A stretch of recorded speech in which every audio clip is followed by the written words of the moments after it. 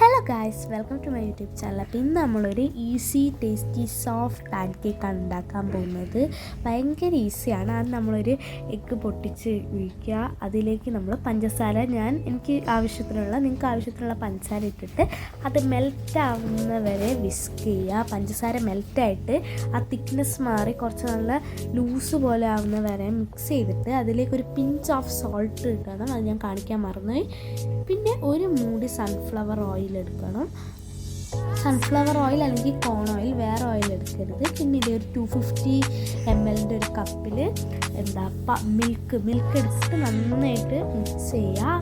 അതിലേക്ക് ആ മിൽക്ക് എടുത്ത് അതേ കപ്പിൽ ആ കപ്പിൽ തന്നെ ഒരു 1.5 ആ കപ്പും പിന്നെ അതിൻ്റെ ഒരു ഹാഫും കൂടി മൈദ എടുത്തിട്ട് ആ മൈദ കുറച്ചായിട്ട് ഇട്ടിട്ട് ഇളക്കി കൊടുക്കുക. നന്നായിട്ട് ആ ഒരു തിക്ക് കൺസിസ്റ്റൻസിയിൽ എത്തുന്നവരെ മൈദ ഇട്ട് കൊടുക്കുക. പിന്നെ ബേക്കിംഗ് സോഡയും കൂടി ഇട്ട് നന്നായിട്ട് മിക്സ് ചെയ്തിട്ട് പാൻ ചൂടാക്കി അതിലേക്ക് ബാറ്റർ ഒഴിച്ച് കഴിയുമ്പം ആ ഒഴിച്ചതിന് മേലെ ബബിൾസ് വരുന്ന ടൈമിൽ മറിച്ചിടാം. നമുക്കിത് സൈഡിൽ ഫുൾ ബബിൾസ് വരുന്ന ടൈമിൽ മറിച്ചിടാം.